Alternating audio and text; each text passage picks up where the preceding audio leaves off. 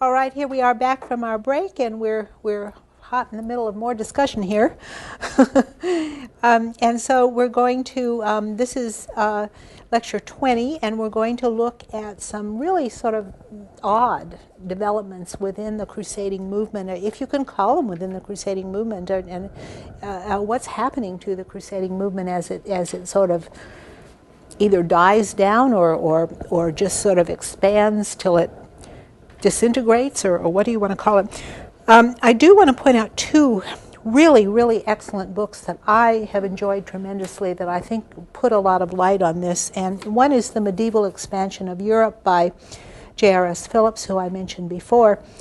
And this is a really wonderful book. It's very interesting on, let me sort of tell you how he follows it.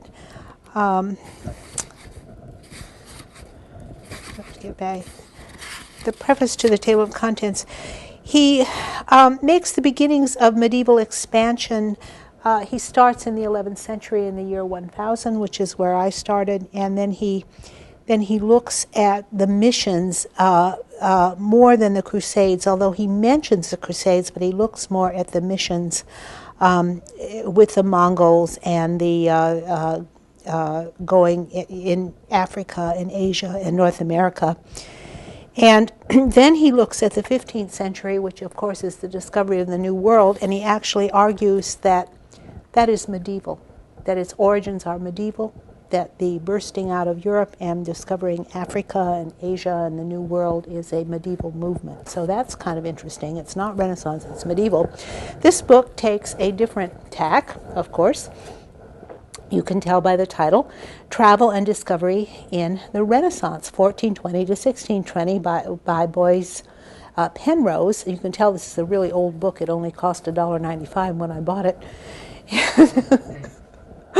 This is a wonderful book. It's full of all the different stories of all the explorers and adventurers, and he doesn't argue that it's medieval, but it really is. If you follow what he says, that the movement is pretty medieval.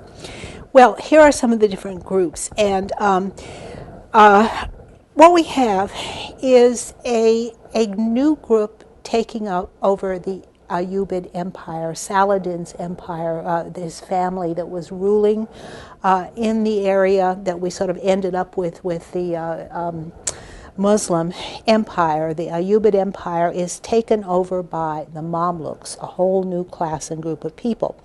Now, Mamluks were a class of soldier slaves captured as children from the South Russian steppes, and at first they were mostly pagans of Kipchak Turkish origin.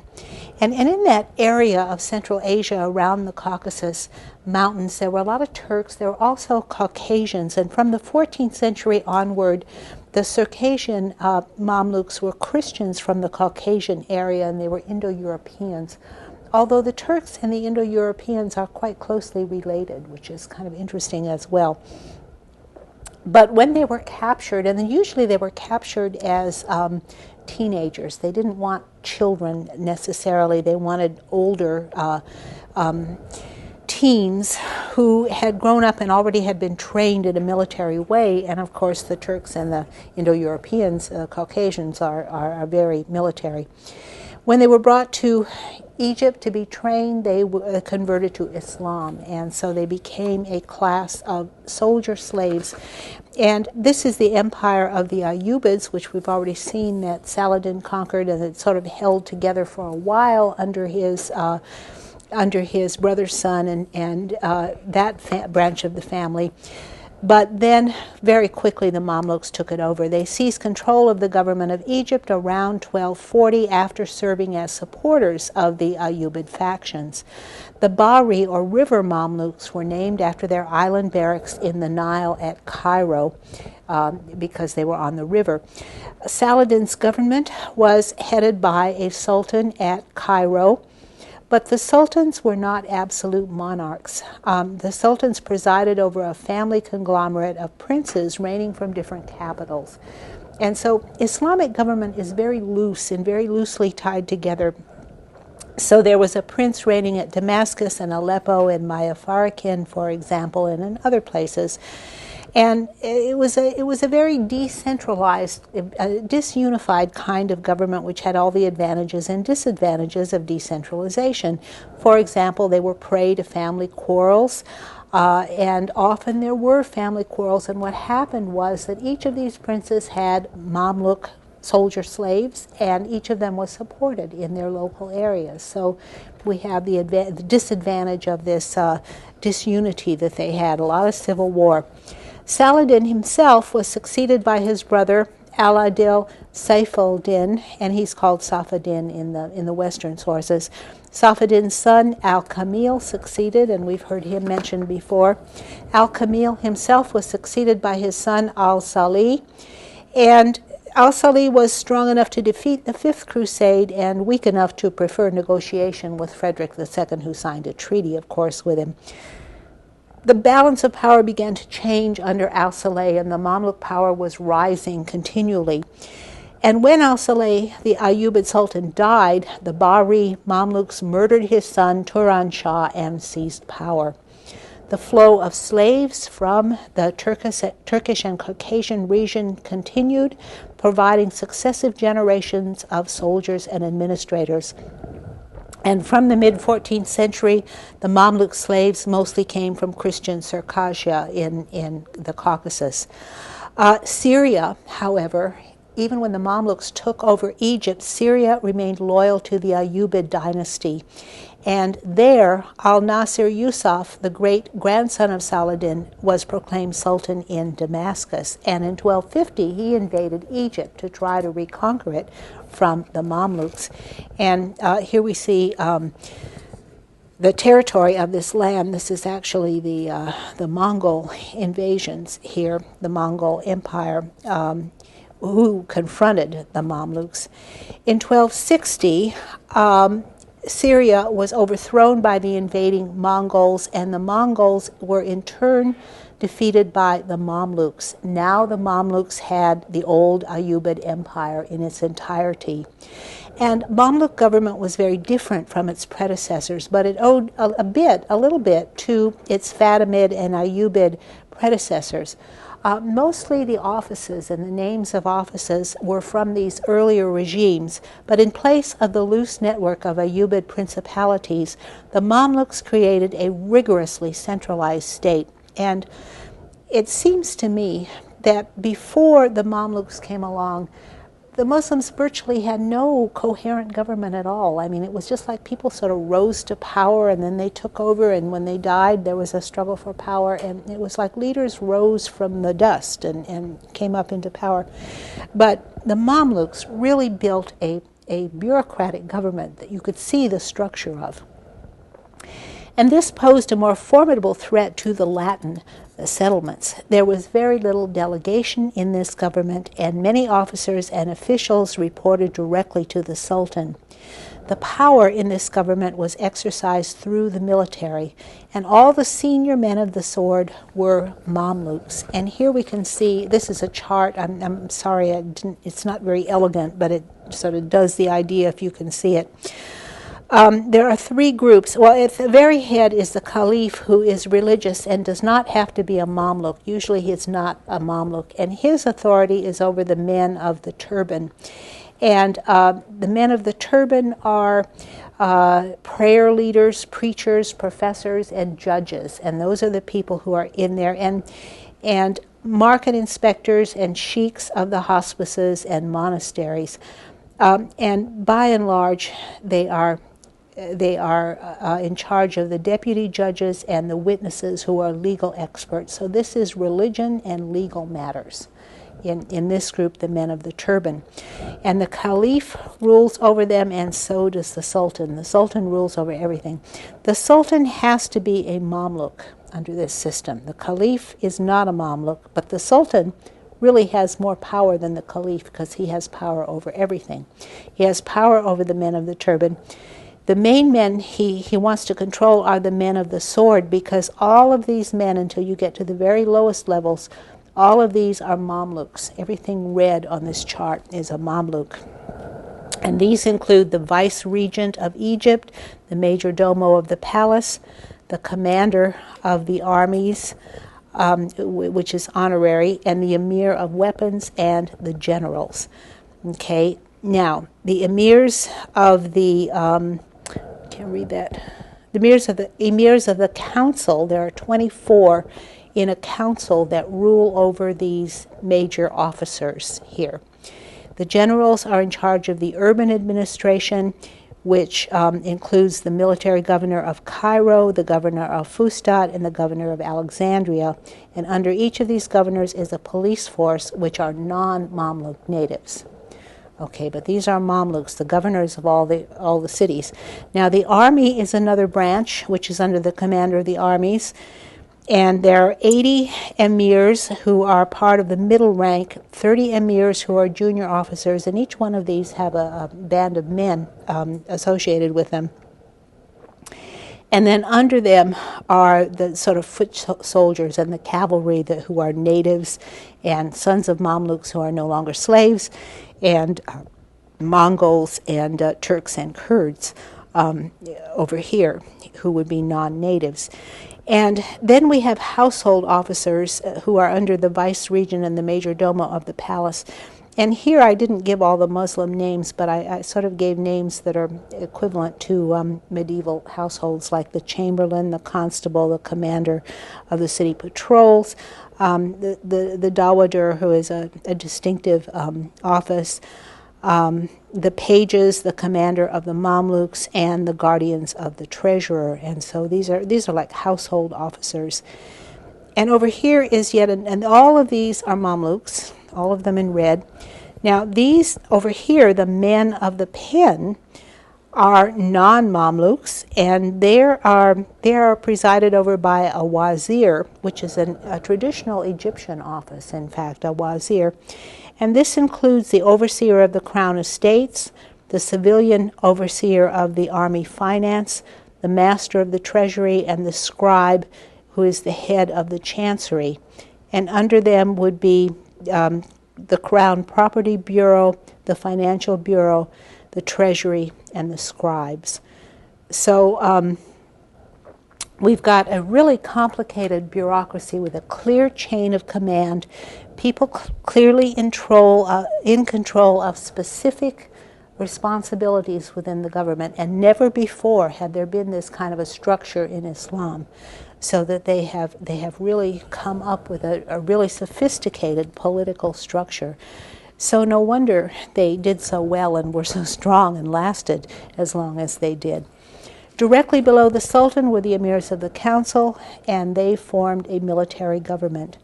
The men of the sword encroached on areas previously dominated by men of the turban, who were Arab Muslims, and men of the pen, who were Arab Muslims and Christians. The lesser financial departments, or diwans, were staffed by Arabs but inspected by Mamluk shads, or military officers with financial expertise. Now that was mainly the Egyptian government. Outside of Egypt, the provinces, Damascus, Aleppo, Kerak, and Safad, were governed by Mamluk naibs, and they were kind of like governors of provinces, and each naib reported directly to the Sultan in Cairo. To prevent the naibs from leading a provincial revolt, the citadels of Damascus and Aleppo had their own military governors, or walis. So you had a separate government in the citadel or castle from the government in the city, so that they could check each other and you wouldn't have a rebellion.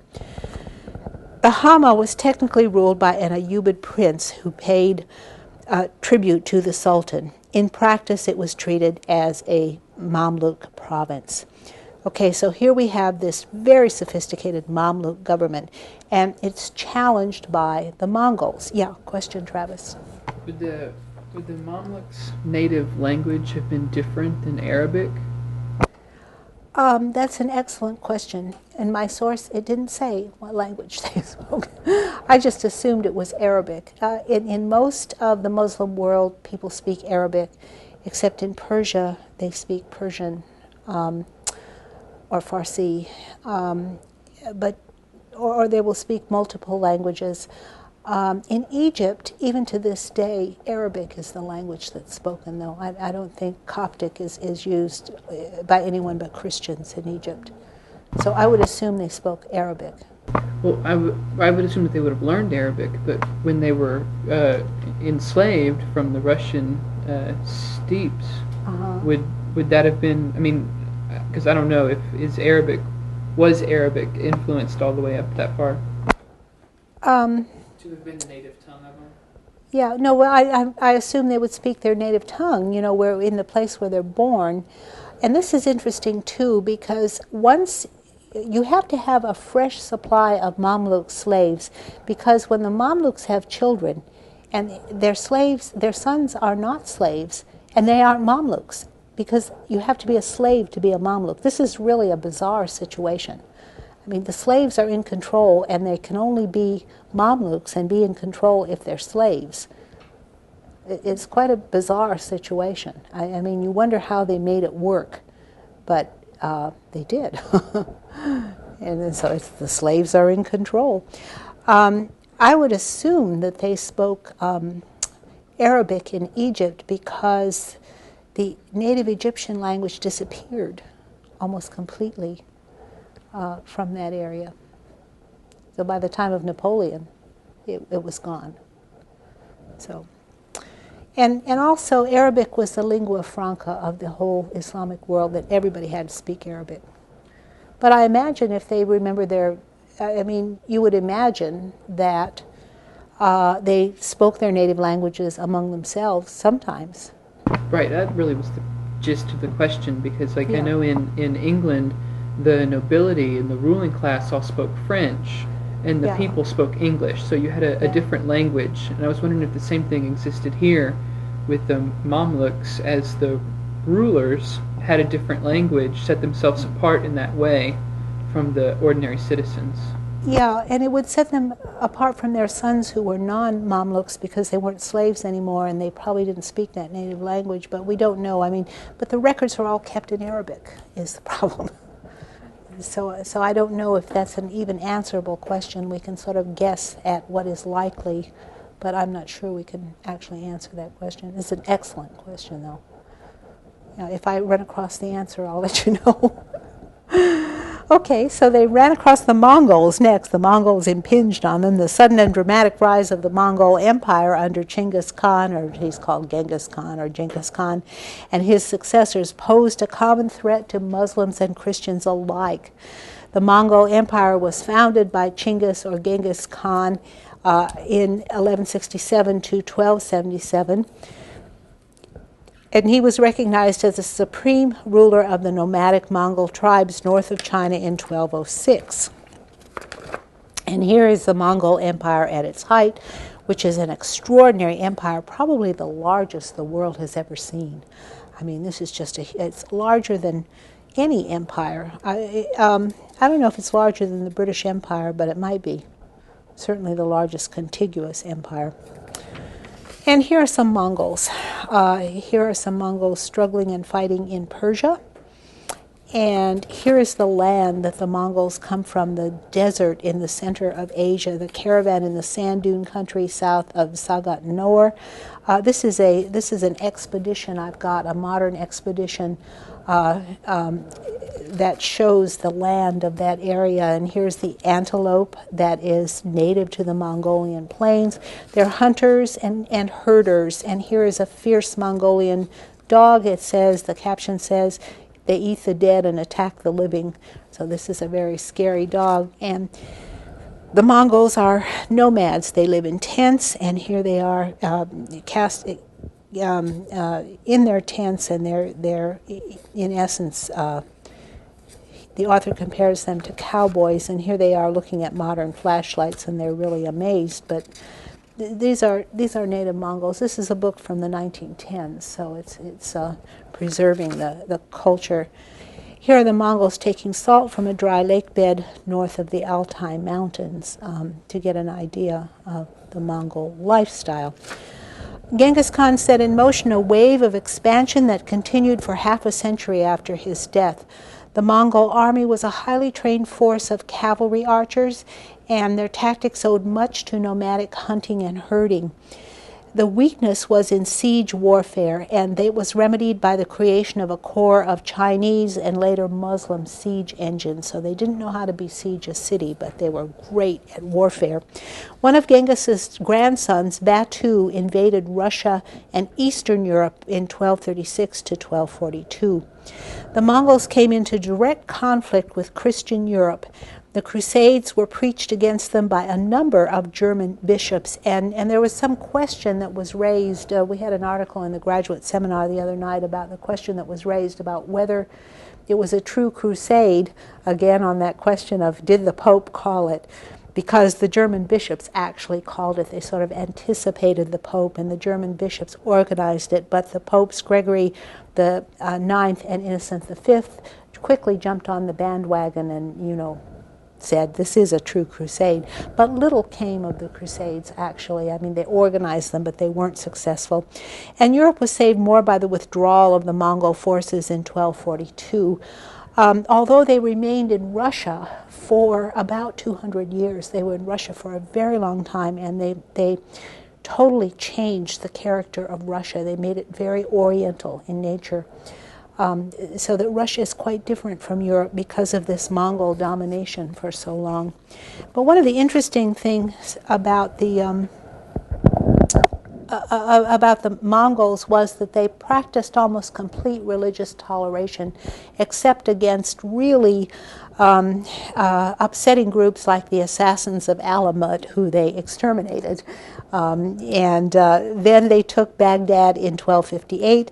They tried to invade Syria, but the Mamluks defeated them at Ain Jalut in 1260. But the Mongol invasion of Syria posed a dilemma for the Crusader states, because the main adversary of the Mongols was their own enemy, the Mamluk Sultanate.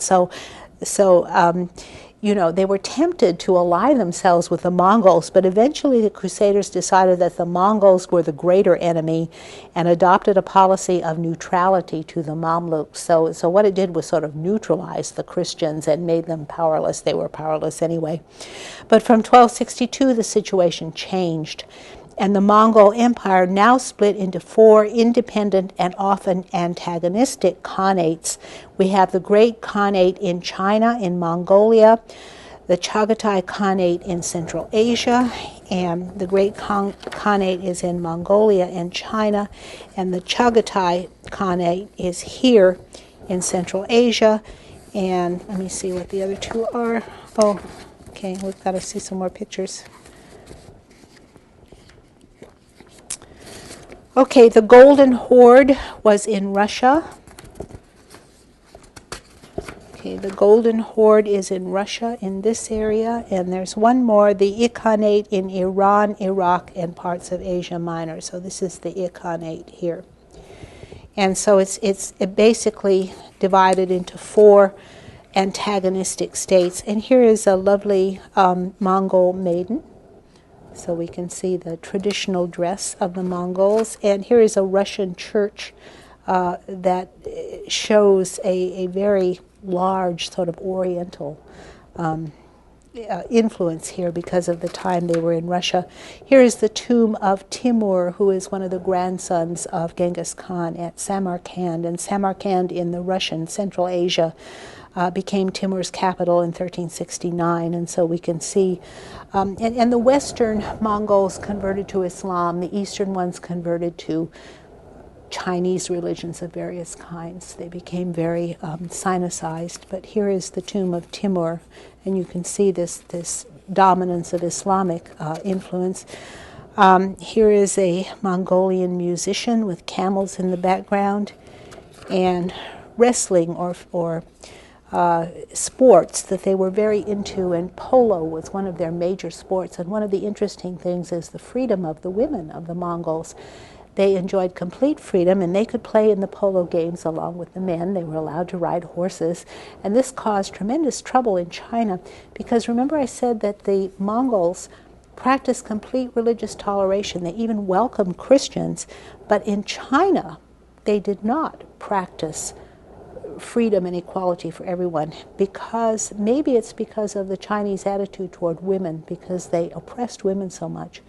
And so the Mongolian women maintained their freedom in China, and the Mongols didn't adopt that Chinese culture, which is kind of an interesting thing, I think. Here is a motley and colorful religious procession at the Festival of Buddha in Urga, 1922. And so this is one of the religions within the Mongol Empire that remained within the Mongol Empire. And here's a caravan showing the desolation of that Central Asian country, and Mongols making felt for their yurts at Sagan Nor.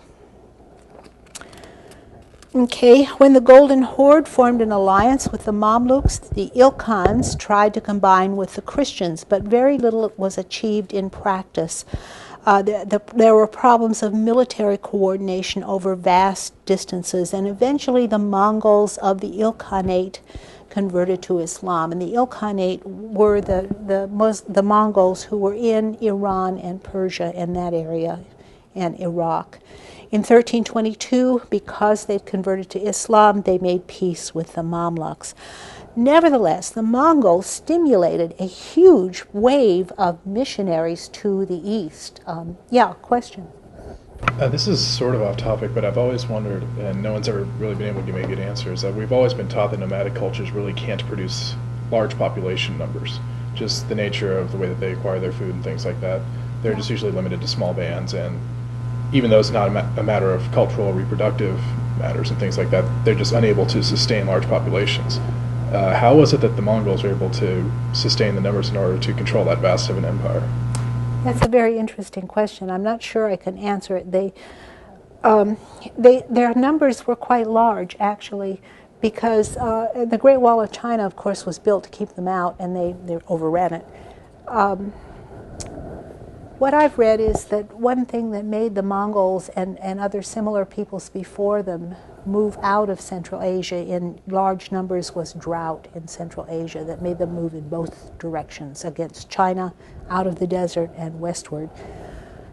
And they did.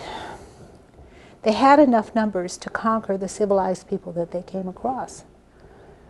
We have no numbers. There are no sources that give us numbers or figures. So, I mean, in a way, that's kind of an unanswerable question. However, their culture, it's not unlike the Indo-Europeans, which did similar kinds of conquests in the early ancient world, in ancient Greece, or ancient world before Greece and Rome, because, of course, the Greeks and the Romans were Indo-Europeans. And once they settled down, they could increase their numbers. If they started out as nomads who lived off of their horses and herding horses and cattle and sheep, once they settled down, they could reproduce at will. And of course, they intermarried also with the people they conquered. If they conquer people, they have to settle down if they're going to stay there and keep control of those people. Yeah, just the speed at which they expanded that, I just thought was amazing, considering it is amazing. I mean, you're always taught that, well, nomadic people, they just really can't create any kind of large power base because they just don't have the numbers to do it. And then one of the largest empires in all of history was started out of it. So nomadic. Well, how about Islam, which was created by Arabic nomads? They conquered that area too. Maybe they're better conquerors. Nomads are better conquerors than settled people. So if initially they're nomads and they can conquer and they're very effective, then the secret of their success is they have to settle down and adapt immediately in order to control the areas they get into. And on another note, it seems that the reason why we always thought that the settled civilized nations are able to sustain large populations and do things like that, simply because they're already acclimated to that kind of idea, where you move and then you settle down for a long time. Yeah. As opposed to the nomadic idea, where you go, you take what you need, and then you move on. Yeah, and they impose themselves as a layer on top of the settled people, and a layer of aristocracy. That certainly is true in China, of the way they govern China. It's not unlike the way the Romans also conquered, and the Romans started out as Indo-European peoples who were basically militaristic, nomadic, in at least in background, and then spread as an aristocracy over settled peoples. And settled peoples tend to be obedient too. They're kind of trained to be obedient, which would work to the advantage of the militaristic conquerors who then ruled over them. And so those are the patterns that I see in various kinds. Well, how about the Catholic missions in the East as a reaction to these nomads? A Catholic Church hierarchy was established in the Crusader states soon after the development of missions in the 13th century. It was extended to the Far East, and so the Catholic hierarchy was set up in the Crusader state, and by the 13th century they had sent missions out to the entire Far East. After the First Crusade, the conquerors installed Western clerics as patriarchs of Jerusalem and Antioch and created a network of Latin archbishops and bishoprics in the area.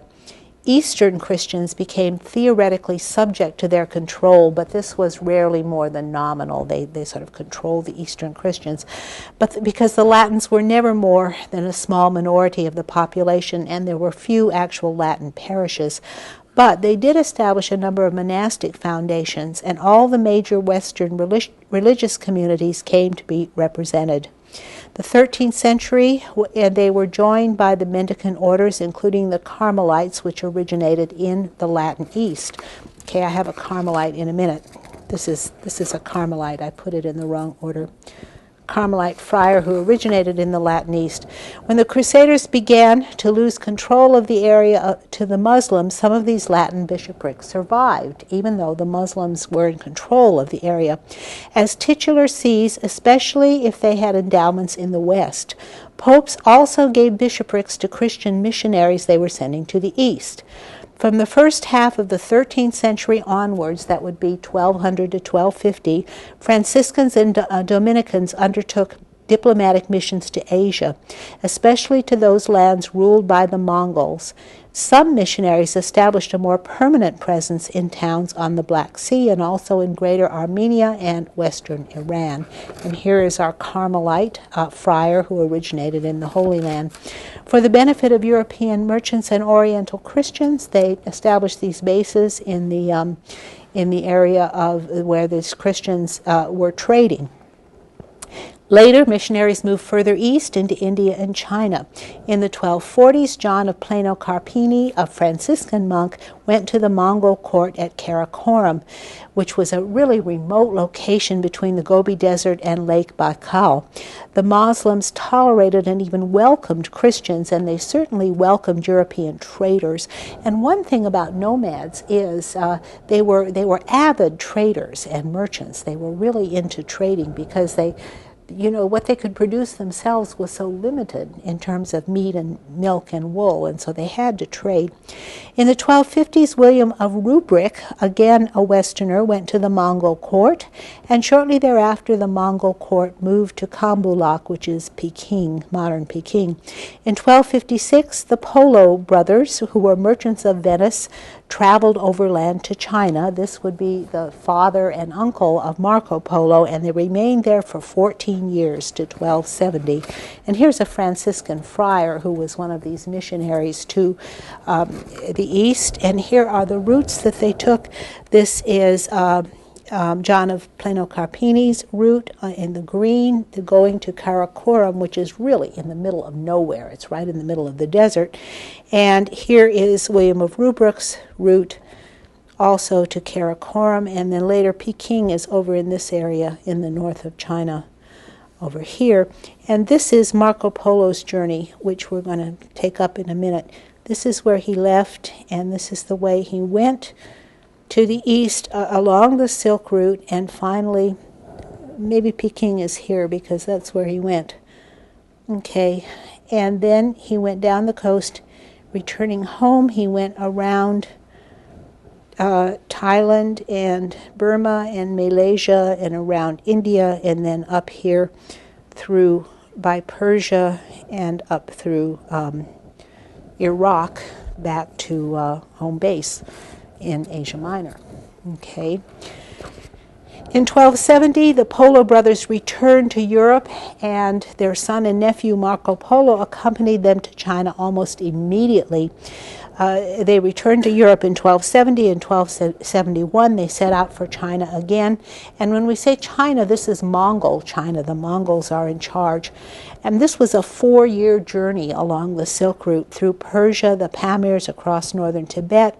And then they stayed in China for 17 years. And Marco became a diplomat. He was in the diplomatic service of the Khan. Then in 1292, the Polos started their homeward route by sea, as I said, along the coast of the Malay Peninsula, Sumatra, India. And this took them 3 years. They didn't get back to Venice until 1295, and there Marco was thrown into prison, and that's why he wrote The Travels of Marco Polo, which became the bestseller practically of all time. 138 manuscripts survive. That's a phenomenal number. The only thing I can think of that rivals it is Geoffrey of Monmouth's History of the British Kings, which is totally legendary. It's all the stories of King Arthur. But The Travels of Marco Polo is a bestseller of its day. In fact, Henry the Navigator of Portugal owned one, and remember that he sent travelers out all around Africa. Columbus owned one of the early printed editions of The Travels of Marco Polo. Then in 1291, an Englishman, Walter Langley, reached Central Asia and is supposed to have been the first Englishman to reach Central Asia. In that very same year, 1291, Guido and Ugolino Vivaldo sailed out into the Atlantic and unfortunately were never heard of again. But they were trying to go to China and to Persia. Here is Marco Polo. The Vivaldi brothers sought to reach India around the Cape, but were never heard of again. In 1307, the Franciscan John of Montecorvino was consecrated as the Archbishop of Tartary, and he went to the Mongol Empire. He established his see at Kambalek, which is modern Beijing, and his province included all the Mongol realms. But a few years later, a second province was set up, and it was staffed by Dominicans based on Sultanate in Iran. And following this success, large numbers of missionary bishoprics were founded. So there's this huge missionary movement to both Persia and China. Frequently, they proved ephemeral and short-lived, but the numbers are just astonishing. Odoric of Pordenone wrote a Descriptio Orientalium Patium, and 73 manuscripts survive. So it was almost as popular as The Travels of Marco Polo. Marino Sanuto, a Venetian, wrote a Crusader's Manual, which was a sort of political, religious document that told how to go out and found missions. But he called it the Crusader's Manual. Isn't that interesting?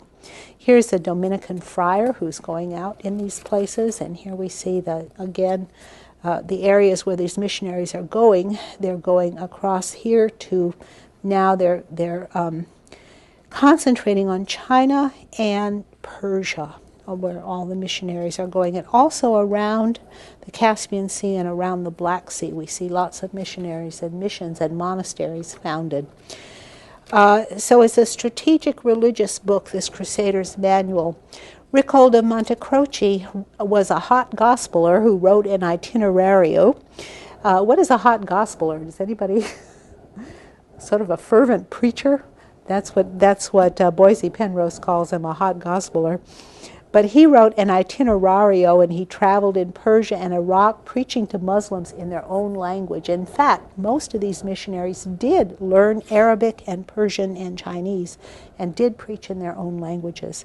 A large number of manuscripts of the itinerario survive. And here are some other missionaries whose names survive and some of their work survive. Andrew of Perugia, which is in Italy, Jordan of Severac, Giovanni de Marignoli, who would have been Italian. He might have been French. Most made protracted stays on the Indian coast on the way, But Catholic missions were often defeated by plague, political upheavals, and rulers who converted to Islam. And usually that spelled the end of Christianity when there was a conversion to Islam.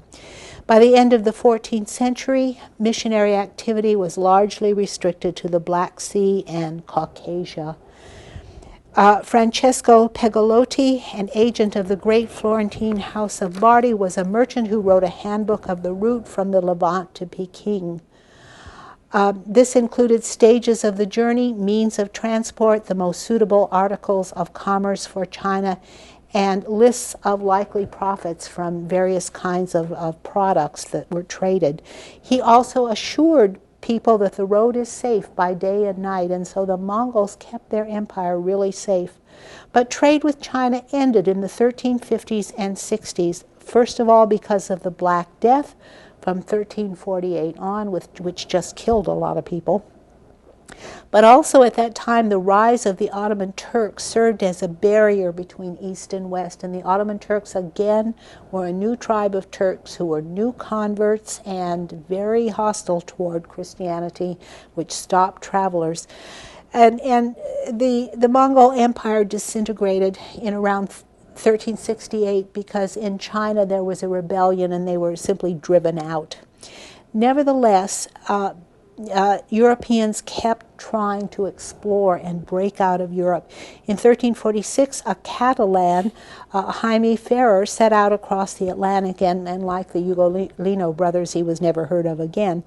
But an interesting guy in 1375 was Abraham Kreskes, a Mallorcan Jew, who wrote a very famous work, the Catalan Atlas, and it was the most accurate set of maps that had ever been written in Europe.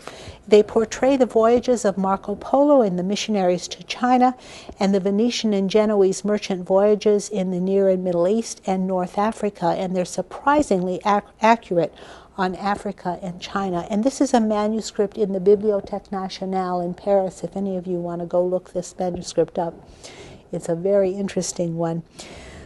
Abraham's son, Jehuda, was Prince Henry the Navigator's leading cartographer, so it ran in the family, and this accurate map making was very valuable. In 1402, the Normans Bethencourt and Gadifer reached the Canary Islands, and in 1403, Anselm de Salguer of Toulouse crossed the Sahara Desert to Gao on the Niger, which was 200 miles east of Timbuktu.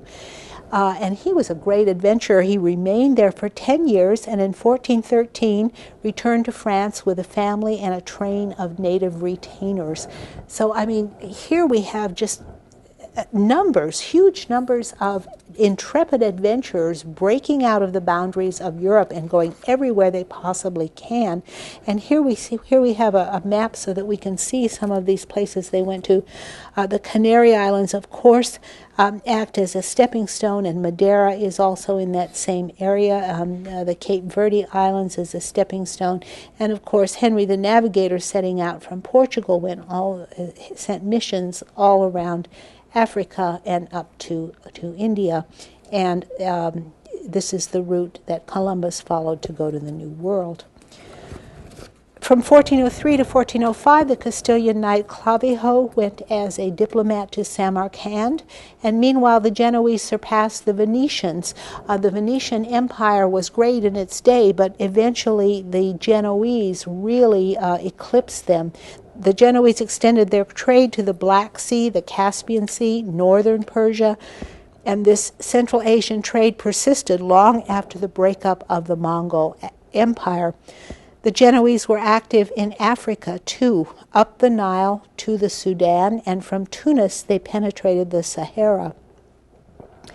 The Genoese discovered Madeira and the Azores in the mid-14th century, and as Genoese trade spread more widely, the Venetians focused narrowly on the Egyptian trade. So it now became the Genoese who were the leaders in exploring areas outside of Europe.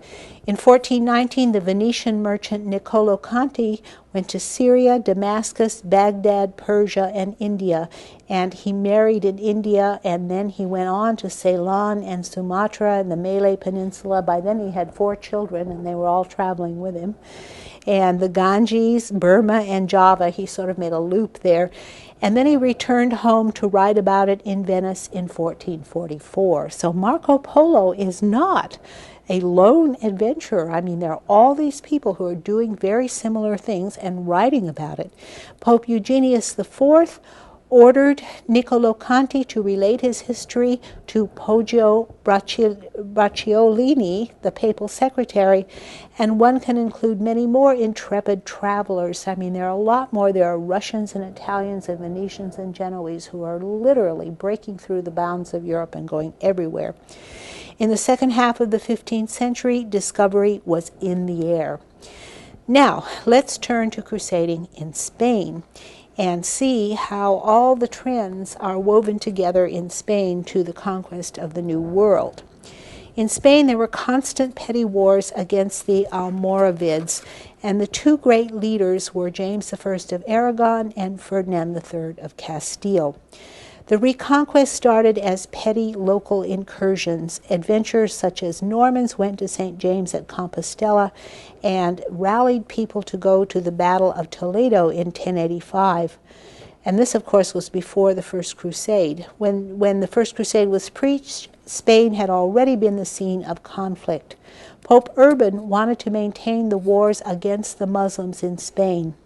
The Visigothic kingdom of Spain had been conquered in the 8th century by the Muslims, and Christian resistance began immediately in Asturias. And in 722, the Muslims were defeated at Covadonga. Oh, I've got the map in upside down. Sorry, let me fix that. Okay. Here we see the extent of Muslim conquest, and only this tiny little area where St. James of Compostela was and the area of the Basques were the only ones that were not conquered, but immediately the reconquest started after the Saracens had conquered it. In 722, the Christian kingdom was established under King Pelayo, and the descendants annexed Cantabria and Galicia and ravaged the Douro Valley. There were other centers of resistance in Pamplona, Aragon, Gerona, and Barcelona in 801. Muslim Spain was an independent state ruled by an emir at Cordoba, and in 929 he assumed the title of Caliph.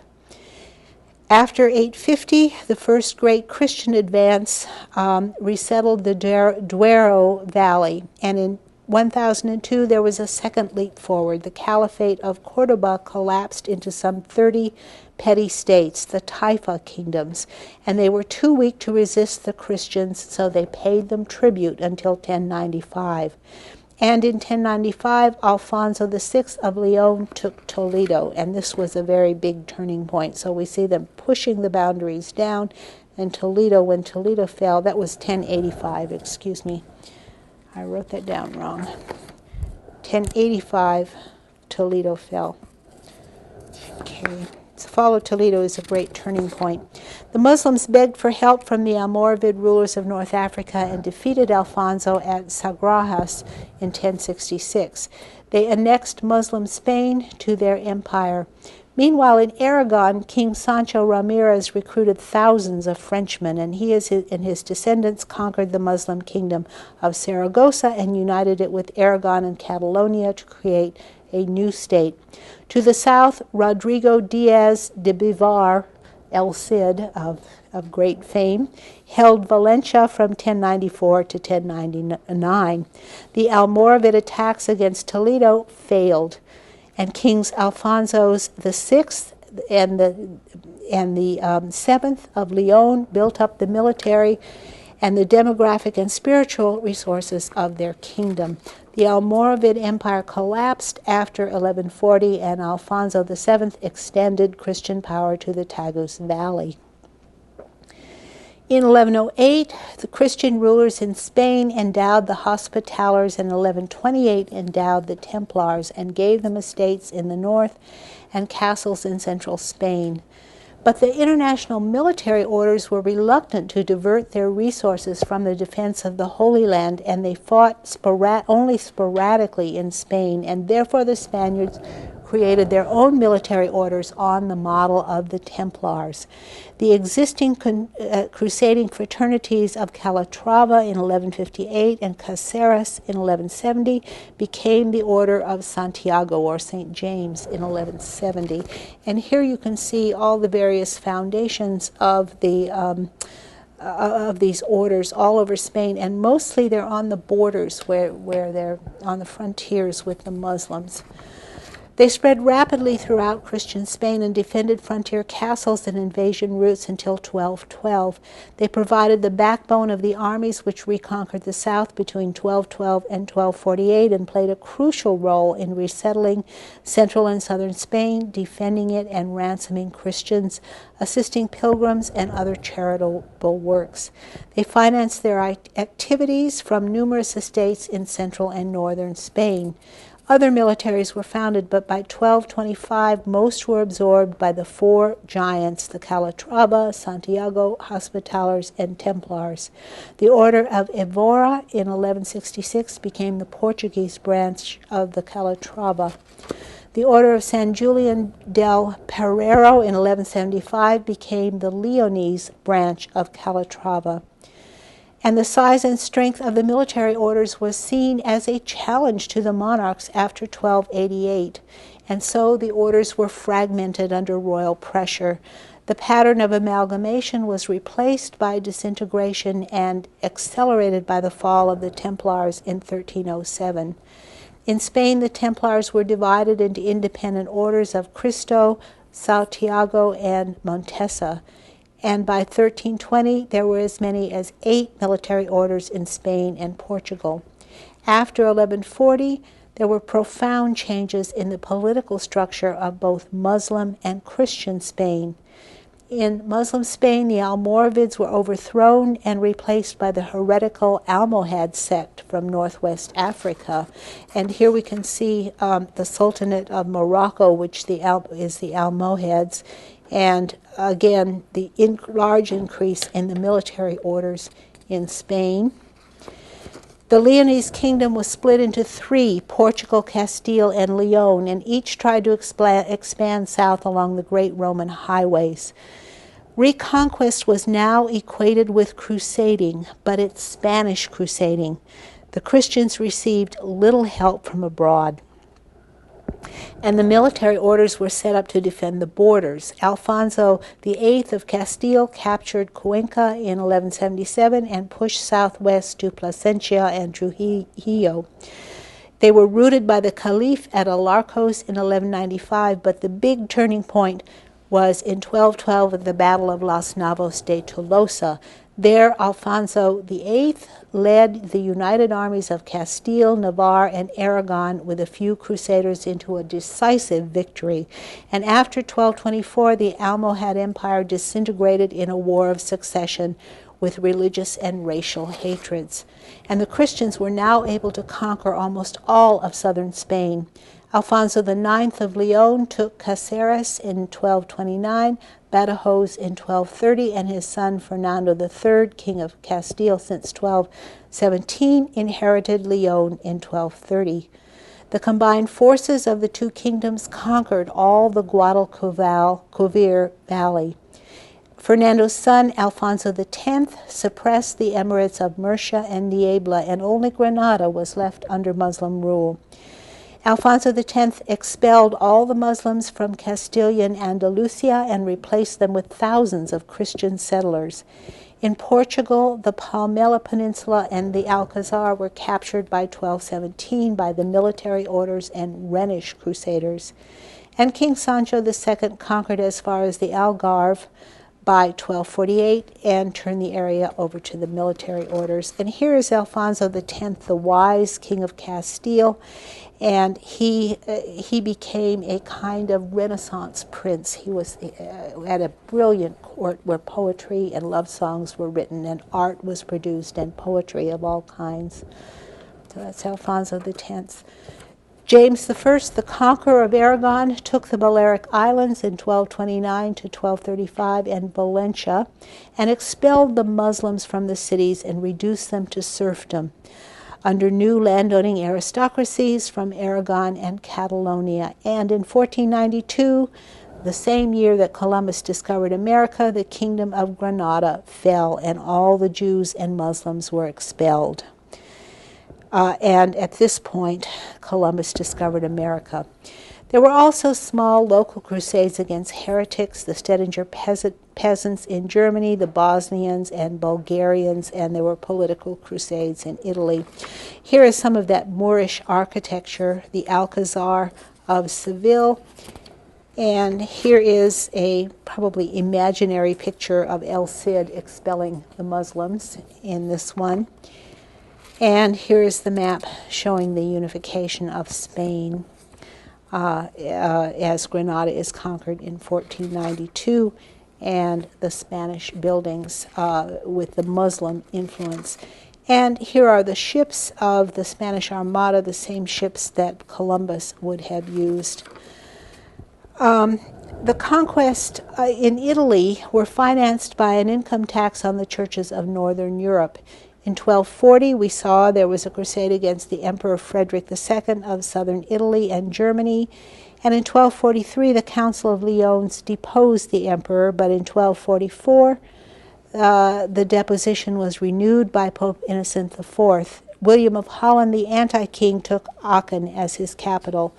But in 1250, Frederick died, and the crusade was renewed against Conrad IV. In 1255, there was a crusade against Manfred, Frederick's natural son, and Charles of Anjou rose with his empire. Okay, here is a battle of German knights and Italian knights. And Charles of Anjou actually conquered southern Italy, and then he was defeated by the King of Naples, and so we have a Mediterranean empire really built in this area, replacing the old kingdom of Sicily. So now we see the Mediterranean dominated. Okay, the twilight of the Latin East. Everything was disintegrating into constitutional conflicts. The settlements were hopelessly split into factions in the Latin East. In Jerusalem, Maria of Antioch, a granddaughter of Isabella of Jerusalem, sold the crown of Jerusalem to Charles of Anjou, king of Sicily, in 1277, and the kingdom of Jerusalem now became part of an Eastern Mediterranean empire. With the War of the Civilian Vespers and the death of Charles, the Angevin Empire crumbled, and they fell under the control of the King of Naples. The Mamluks and the changes in Asiatic trade routes to the Black Sea meant a sharp decline in the economy of the Holy Land, and the fall of Palestine to the Mamluks, Baybars, the Mamluk leader, from 1285 to 1291. After 1291, the crusading theory centers around four ideas. Military order should be united into a superorder first. Second, a Bellator Rex or warrior king would lead a crusade and rule Palestine. Third, the Muslim economy should be wrecked by an embargo on trade with Egypt. And fourth, there should be two kinds of crusade, a passagium generale or general international expedition of the traditional kind, and a passagium particulare, a preliminary strike on a smaller scale. In a way, all these things came about. The fall of the Templars in Europe on 13 October 1307, the Teutonic Knights in Prussia and Livonia had to respond to the arrival of the Mongols and to the Lithuanian Empire. In the 1300s, crusading letters were sent to Poland and Hungary, and the headquarters of the Teutonic Knights was moved to Marienburg in West Prussia. They essentially had the right to wage a perpetual crusade, the Racen, and the Racen was almost equal. The Racen almost equal packaged crusades for Europeans. The Knights Hospitallers built their own empire on roads. The papal bull Ad Providam on 2 May 1312 grants the Templar lands to the Hospitallers, and Rhodes became the center of a maritime empire. After 1291, crusading became as much a naval as a military enterprise. And in 1490, the Ottoman Turks began besieging Rhodes. By 1523, Rhodes surrendered and the Hospitallers were allowed to leave. Cyprus, too, was caught up in the wars between Genoa and Venice, and by 1489 it was taken over by Venice. Continental Greece mirrored the political visions in southern Italy. Some recognized the Angevin kings of Naples, others the Aragonese kings of Sicily. In Spain, there was a stalemate in the 14th century. In 1312, Alfonso XI raised crusading enthusiasm, and in 1342 to 44, they besieged Algeciras across the Straits of Gibraltar, and they won the Straits of Gibraltar.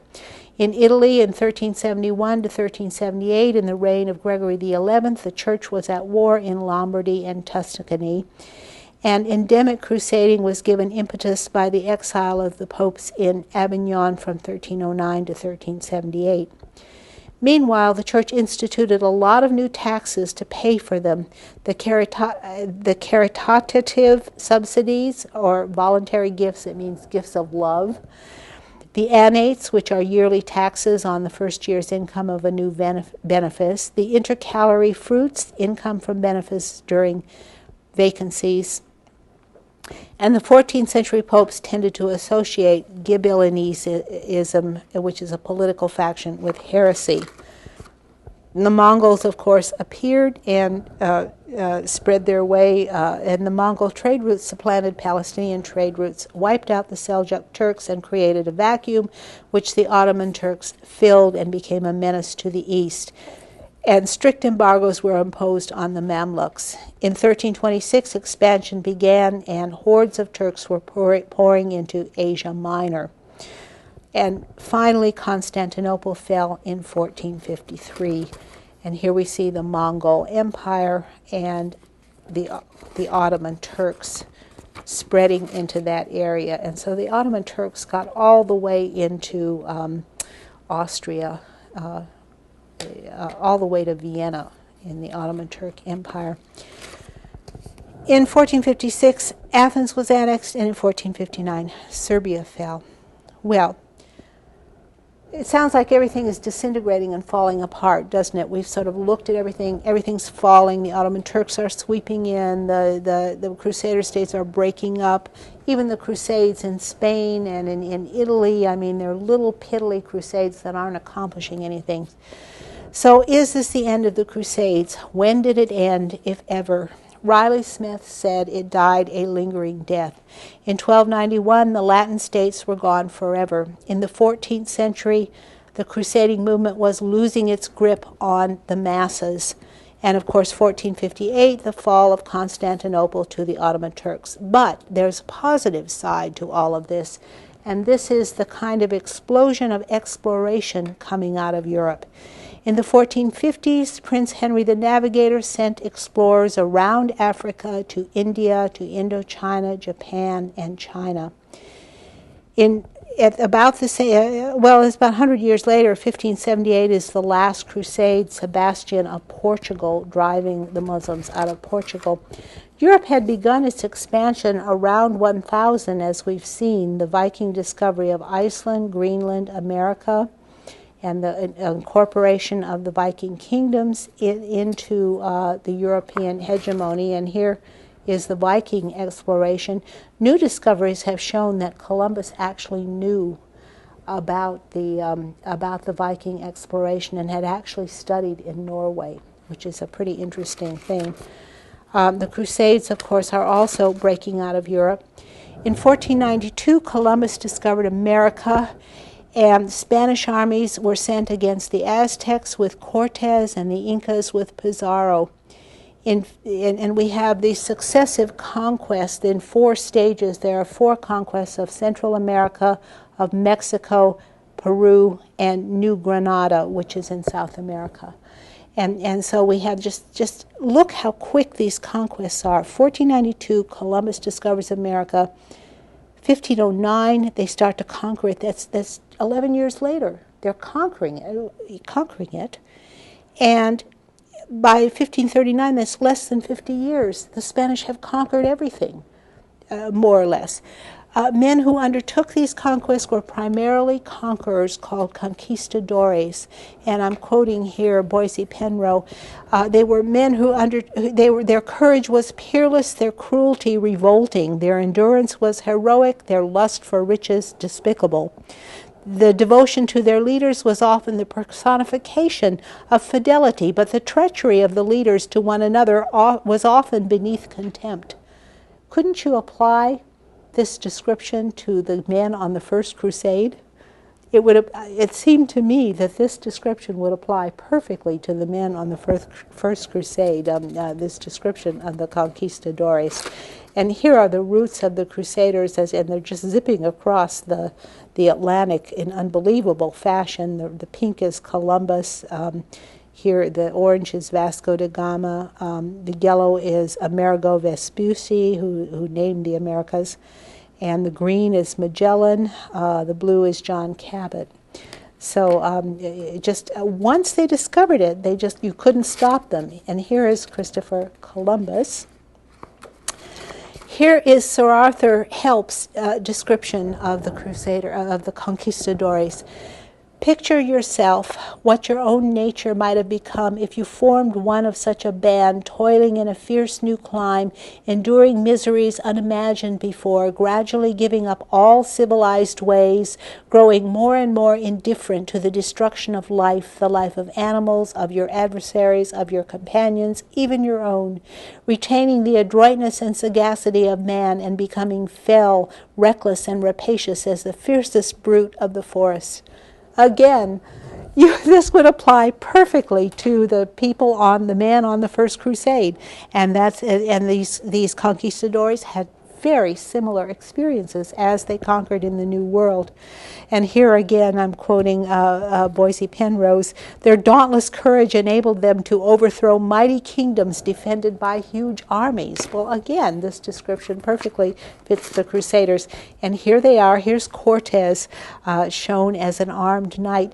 Now he's wearing plate armor, which the Crusaders didn't wear. They wore chain link armor because plate armor is to defend against, stronger weapons like guns and crossbows. And here is a depiction of the slaughter of the Aztecs by the Spaniards at Cholula. Just tremendous slaughter. And they were very like the Crusaders. They slaughtered everyone, regardless they slaughtered them or enslaved them. And here is again a map of the conquests of, here is the land taken in Central America.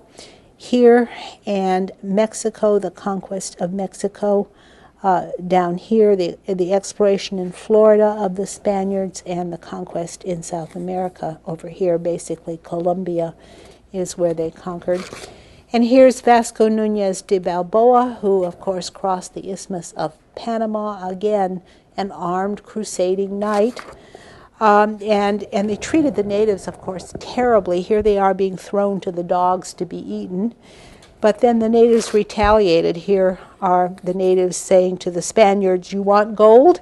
And so they pour molten gold down their throats to pay them because they wanted gold. So the Indians paid them back.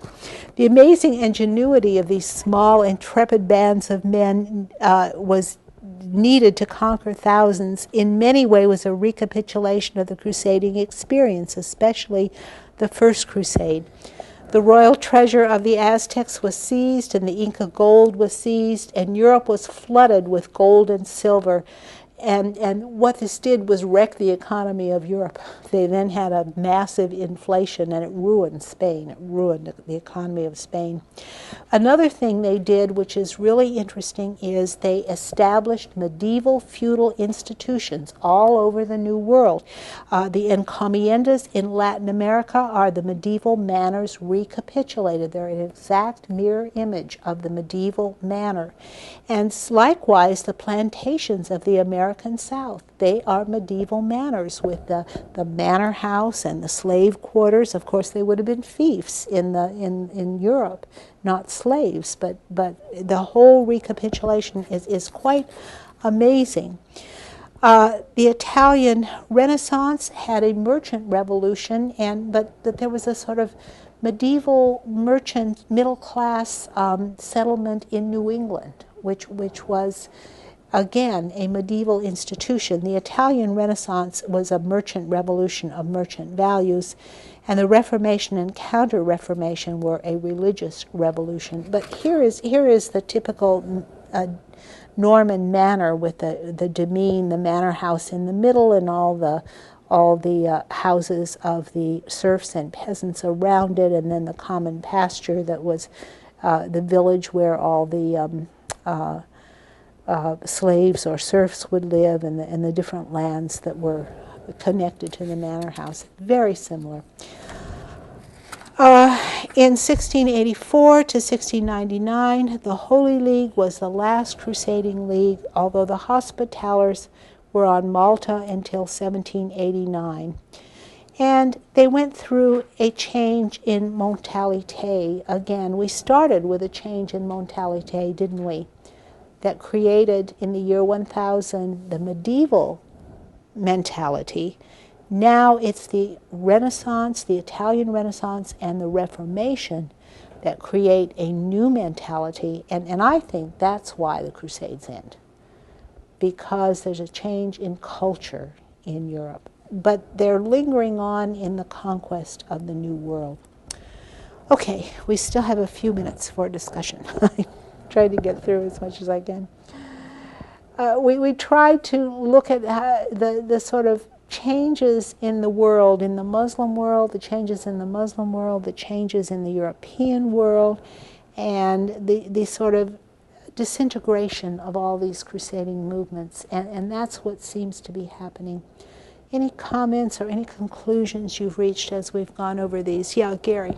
Well, I think it's interesting you said there was a change in mentality around the time of the Reformation, which clearly is derivative of the Protestants, and they protested against the Catholic Church, and crusading was started by the Catholic Yes. Church. So do you agree? Could you comment on that? You know, that's a good point, because the Spanish were the most fervent Catholics in all of Europe, and the Inquisition was stronger because they had to drive the Muslims and the Jews out of Spain. Well, they didn't have to, but they wanted to. I mean, their religious fervor drove them to purify Spain and get rid of anyone who wasn't a Catholic. And it's interesting that they're the ones who carried out the atrocities against the Indians, enslaved them, and forced them to convert. You didn't see that happening in the Protestant countries of the colonies of the French and the English in North America. Of course, the natives were different in North America. They didn't live in cities, and living in cities meant they had wealth. And so the Spaniards wanted their wealth. I think the English and French who settled in North America, if they had run into cities with lots of gold and silver, they might have acted the same as the Spanish, I'm not sure. And certainly there was a lot of religious intolerance in the colonies of North America. They didn't tolerate Catholics, for instance, in those colonies. So you would say there's a growing anti-Catholic sort of mentality maybe in Europe a little bit? In Northern Europe, yeah. It mostly didn't hit Southern Europe. Southern Europe remained Catholic. Yeah. Have you sort of been able to mull over all of these myriad changes?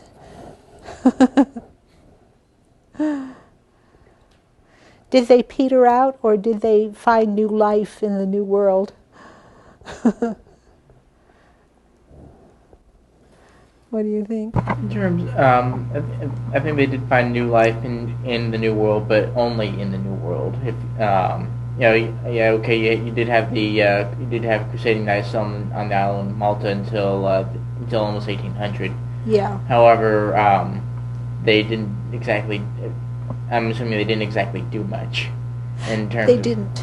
Yeah, I mean, the Crusades in terms of Europe and the Near East basically was over a long time before the medieval era ended.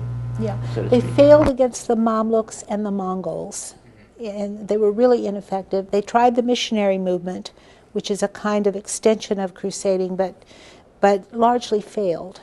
I mean, they had these outposts, but they were really isolated.